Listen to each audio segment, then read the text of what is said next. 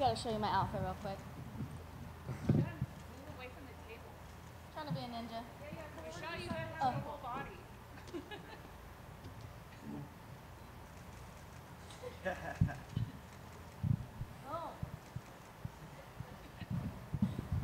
We don't normally get a fashion show to start media day. That was a little extra, I'm not gonna lie. Michelle, you've been fighting at a high level for a long time, right? So to be here, International Fight Week, UFC 303, Las Vegas, I mean, is it still like a special feeling, or is it just like the next assignment for you? It is very special. Every fight is very special. And it's crazy. It's just, I don't know. I just feel it might be that I'm getting older and just appreciating things a lot more, trying to slow things down. Sometimes you get wrapped up in all of this, and the nerves can take over. You don't pay attention to what's really important. And I think that I've just been having an amazing time just slowing things down and taking it all in and really just appreciating this blessed life that I get to live. Is that specific to like this camp and this time period, or is it something that you've been able to do over time lately? You know, I think it stemmed a lot from my last fight. I was heartbroken. I felt like I got opportunity taken away from me. Any fighter that gets stopped and it's not their choice, it's going to be heartbreaking, right? But I remember crying, being mad, being upset, being in the ambulance, and then getting shipped to the ER and hanging out back there and kind of being a little sore loser. And then realizing I'm in the ER, I just got paid, I got a cut and a broken nose, and there are other people that are getting shuffled back and with gunshot wounds, having heart attacks, with their family on the other side of the door, fearful that they're never going to be able to see their family member again. And then I just realized like how blessed I was to be able to do what I do. And at that point, I had a huge smile on my face. You know, I'm just chopping it up with Bryce Mitchell, and he made me laugh because he goes, "You know why they stopped your fight, right?" I was like, "Why?" He's like, "'Cause you ain't ugly." He's like, "My ass is ugly. They let me keep going." And he just, you know, he put a smile on my face. And the truth is, you know, 18 plus years, I know in my heart I'm a warrior. I know I'm a fighter. That's all that matters. I come out here, I train my butt off. I have the ability to train with my husband. I have the ability to, you know, do a lot of cool things with my daughter. We've been able to travel the world, see so many amazing things, and I wouldn't be able to do it if I wasn't doing what I'm doing right now. So just taking it all in, really. That's awesome. Well said. Well, you've obviously fought the best in the world. Jillian, where do you think she stacks up against them? How do you view her skill set? I think Jillian's up and coming. I think, you know, she hit her stride moving to a different gym. I think that she realized that 25 wasn't the right division for her. She moved down. I don't think she's necessarily even a big 15er. I've fought big 15ers that should probably have been fighting at 25. I fought the best of the best in the strawweight division, excluding Wei Li, you know. So I just think this is another opportunity for me to fight somebody who's up and coming, who's chopping at the bits, who's hungry, and has a great skill set. Yeah. Is it as simple as you need to keep it on the feet and she needs to get you to the ground? I mean, it sounds that simple on paper, right? That's where she's good at. We all know that. I don't think her stand-up is that dynamic. She uses her stand-up to get her opponents to the ground, and then that's where she really shines the most. But I have great groundwork. I want to say probably these last four opponents that I've had, I've been trying to take to the ground, and with no success, or with the success that I did have, it was short-lived. You know, and so who knows if it goes to the ground. I'm excited to go to the ground. I have lots of really cool stuff that I've been working on these past 5, 6, 18 years that I'd like to showcase. I am a mixed martial artist, a well-rounded mixed martial artist at that. Last thing for me, how important is the result here, right? I mean, you've made your name in this sport. So, I mean, do you feel like this is some kind of like, I got to win, or is it more about the performance and knowing that you're doing the right things as a martial artist? Yeah. Wins are good. Wins, you know, fill your heart. It's nice. It's nice to win. not just for yourself, for your family, for everybody that puts in time at the gym, for your coaches. So I'd love to win. I've been putting in a lot of work at the gym to just go in there and perform the way I train. And when I do that, I will win.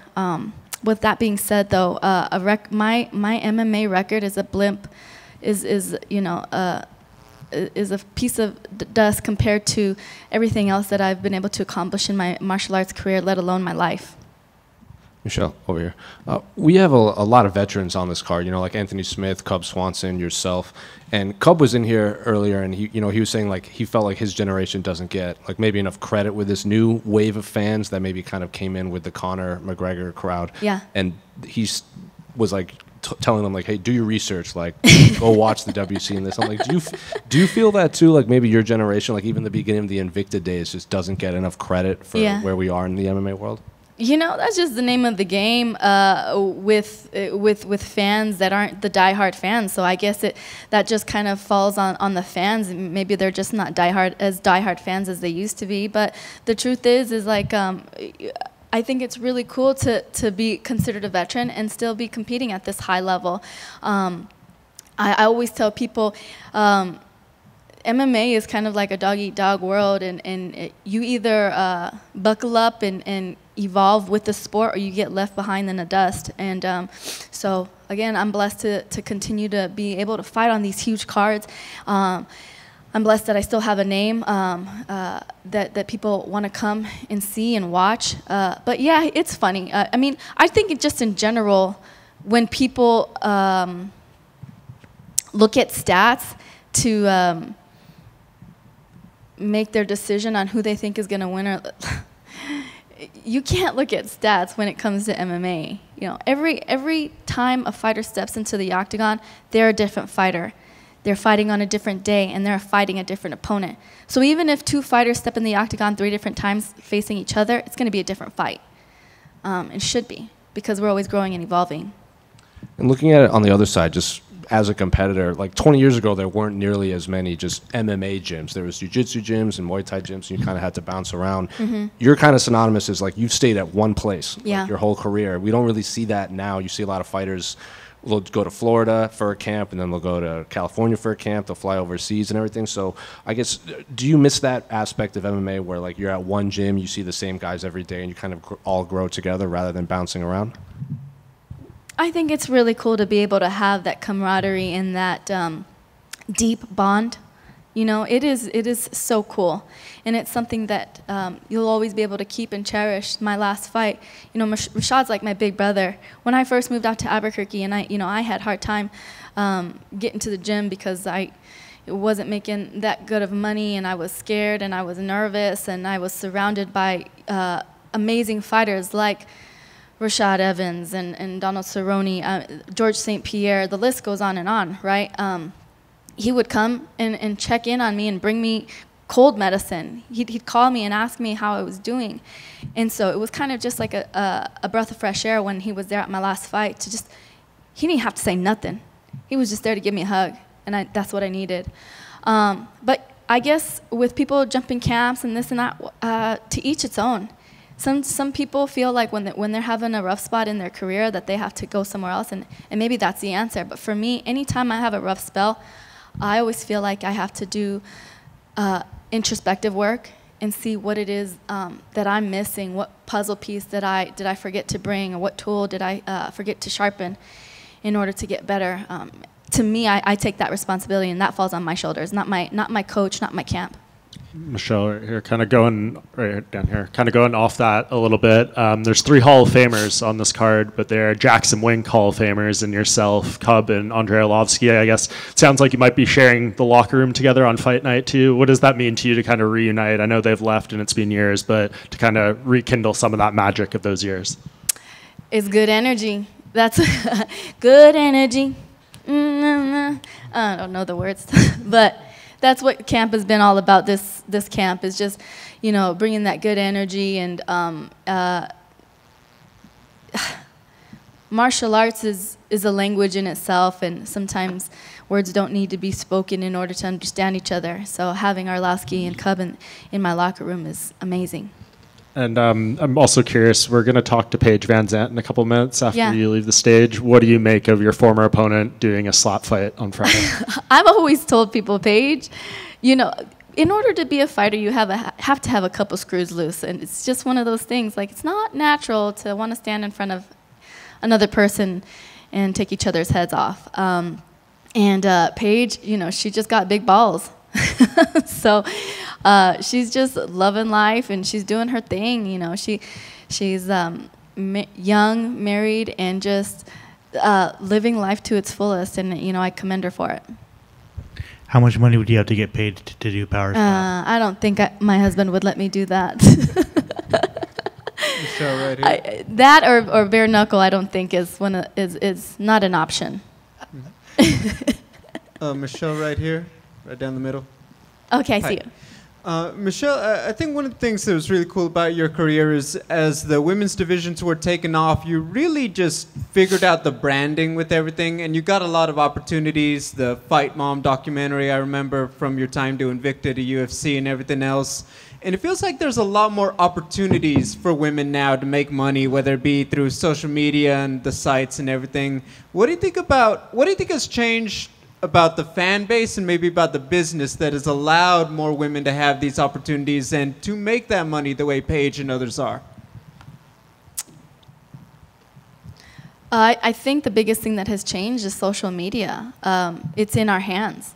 So basically, it's up to us if we want to create our own brand or not. And that's what I tell a lot of my teammates that are up and comers. What separates you from everybody else that's trying to get into the UFC? There's a million other guys just like you. What separates you? Yes, you're an amazing fighter. Yes, you can knock people out, but the UFC wants more than that. They want to see, because fighting, as much as we want to say is just about that, it's not. Like, it is a business, it's entertainment. We have to be able to, on our own, tell our own story. And that's the beauty of social media, is that we have the ability to tell our story the way we want. So to take advantage of that, tell your story the way you want. You have your own platform, you have your own channel to do so. And when you tell your own story and you showcase your own personality, the right brands will fall in your lap. So I think that's probably the biggest thing. Do you have advice for those teammates or those friends who are like, you know, they're funny or they're this or they're that, that would be very relatable to the fan base, but they don't know how to present that on social media? What kind of advice do you give them to find that connection to present it?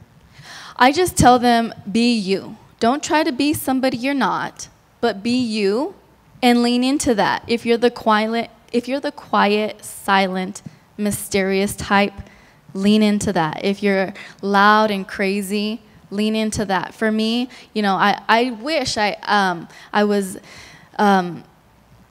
I had the craziness and the banter that Conor McGregor has. I don't. It's not me. It's not who I am. You know, but I am kind of quirky. I'm funny. I'm a mom. I'm a businesswoman.